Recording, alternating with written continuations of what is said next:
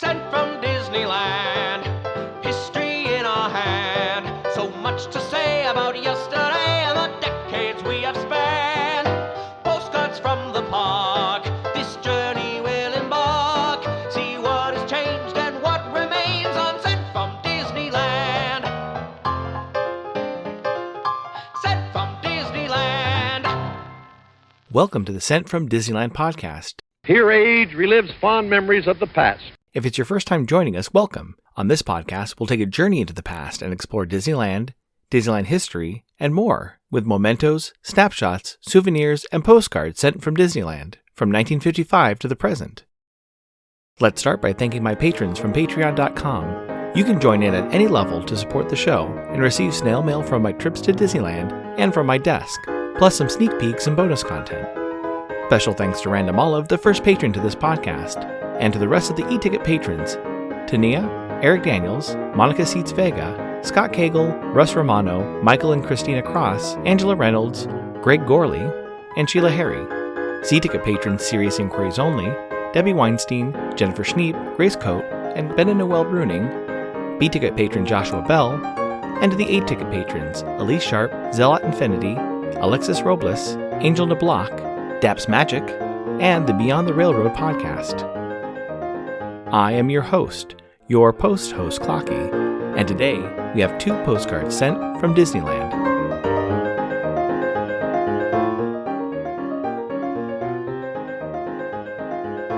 The front of our first postcard has 3 women standing in front of the Carefree Corner wearing long skirts.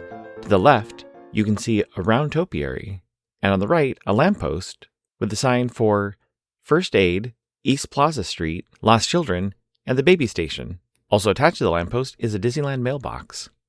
On the back it reads, "In Disneyland, visitors are welcomed as they register at Carefree Corner, official information center maintained by the INA Insurance Company of North America and its 20,000 local agents and brokers in the United States and Canada. Friendly service includes a souvenir gift, directions to Disneyland attractions, travel and reservation assistance." It's postmarked August 2nd, 1967, with a Los Angeles ABCD Mail for Better Business service cancel and a 4-cent black and white Lincoln postage stamp, Scott number 1282. I assume they visited the park on Tuesday, August 1st, 1967, when park hours were from 9 a.m. to midnight. The weather was a high of 84 and a low of 67. It's addressed to Mrs. Bayer of San Jose, California. It reads, "I'm having a nice vacation. Love, Diane." This episode, let's head back to the mailbox tour of Disneyland. Heading down Main Street to what is now the Holiday Shop, this mailbox has seen 3 major changes in the building at the end of Main Street and the beginning of the hub at Disneyland. Originally, it was an information center run by Insurance Companies of North America, or INA. Guests could sign a guest book and get a souvenir copy of the Declaration of Independence or an informational booklet. Guests could also get tips for navigating the park or make a reservation for lunch or dinner. The INA sponsorship ended in 1974, and the corner became known as the Hospitality Center, offering similar services. Then, in 1985, the shop became the Gibson Card Corner, after the Hallmark card shop halfway down Main Street had closed. In 1988, Carefree Corner reopened to offer guest services. The reopened Carefree Corner lasted 6 years and was replaced by a Main Street Photo Supply store in 1994, which transitioned to a photo center for selling PhotoPass photos and digital copies of photos taken by PhotoPass cast members. Then finally in 2021, it became Plaza Point, a year-round holiday shop.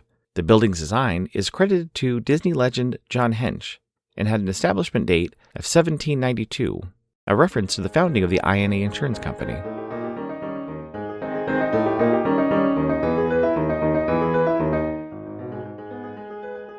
Add some flair to your mail by checking out stamps at Enfield Post. You can explore different stamp options on our Etsy site, grab some great deals by following the EP Sunday sales on Instagram, or create something special and have her design a stamp array for your invitation or celebration. You can head over to enfieldpost.com and explore all the different vintage postage stamps you can use on your next card or letter. That's ENFIELDPOST on Instagram and enfieldpost.com for your wedding and vintage postage needs. Enfield Post is the official postage stamp sponsor of the Sent from Disneyland podcast.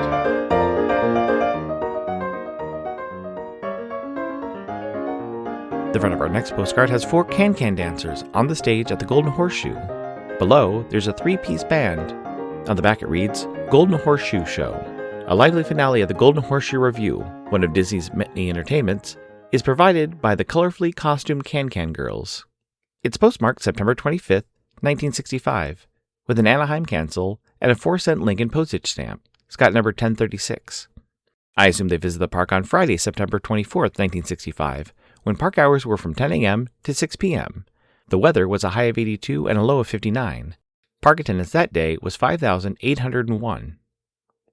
It's addressed to Minnie McNutt of Jonesboro, Indiana. It reads, Hi, headed for Phoenix. I will try and see Maxine.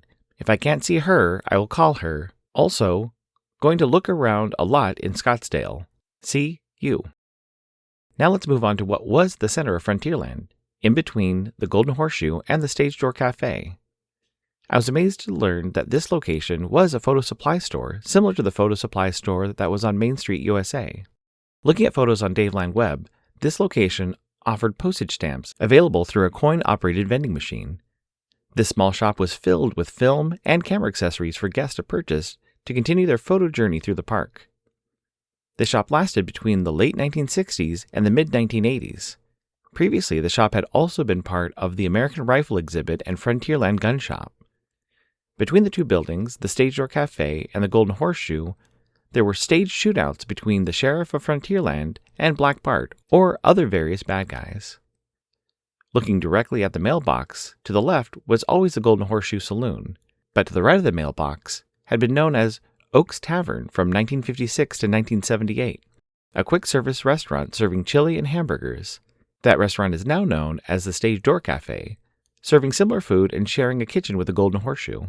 This mailbox would also see the addition of the petrified tree stump and could watch the Mark Twain or the Columbia sail past on the rivers of America.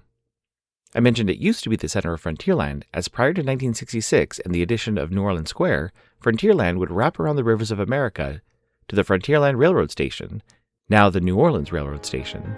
This would also include additional dining locations, plus the canoes and the rafts to Tom Sawyer Island.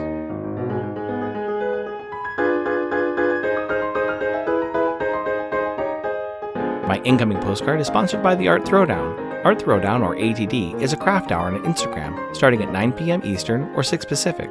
Art Throwdown is a wonderful community of artists who love to share their craft, from creating sticker postcards and coloring techniques to intricate paper cutting and unique crafting. It's always a treat to watch a show and occasionally get some one-of-a-kind postcards from the group. Each host brings something a little different to each show. I'll list some of the regular hosts, or you can follow Russ Romano 2021 on Instagram. The front of my incoming postcard has an illustrated version of the entrance to the Pixar Animation Studios in Emeryville. On the left-hand side, you can see an American flag. Above the entrance, you can see Toy Story-style clouds, along with balloons from Up floating up. There's also a reference to Up with Kevin the bird behind the fence. Driving into the gates is Lightning McQueen from Cars. On the right is the Luxo Jr. or Pixar ball. Above the ball, you can see Woody and Bo Peep from Toy Story trying to climb over the fence. Joy from Inside Out is leaning from the center pillar, and to the left of the pillar you can see Mike and Sully from Monsters, Inc. The bottom left-hand corner is Dante from Coco, sitting on the curb. And one of the bluebirds from the Pixar short For the Birds is perched on the Pixar sign. It's postmarked June 3rd, 2026, with an Oakland cancel and a Buzz Lightyear Go Beyond Forever postage stamp. Scott number 5708. It reads, Clocky. Wow, you sent us some real Disney magic. Thank you for such a fun and unique experience. That was so special. I got this postcard from the Pixar campus. It's very pretty. The buildings are made from narrow Italian bricks. How often do you visit Disney? See you on Instagram. Best, Judith and Parker. Thank you so much for the postcard, Dear Pen Pal Podcast. I was expecting your standard Dear Pen Pal Podcast postcard, but this was a happy surprise. I love the Dear Pen Pal Podcast sticker you used on the back, as well as the rainbow star stamp sticker, and the Buzz Lightyear postage stamp. It was a fun adventure and challenge to mail from all 25 locations in Disneyland, including the 3 hotels, the 5 mailboxes in Disney California Adventure, and the 17 Disneyland mailboxes. I fly down to Southern California between 8 and 10 times a year for work, and visit the parks often. It's been fun to listen to your podcast, and I hope for the best moving forward. If anyone's interested in a pen pal or junk journal related podcast, be sure to give Dear Pen Pal Podcast a listen. I'll put a link in the show notes to find them on Spotify, and particularly the episode where they read the mail I sent.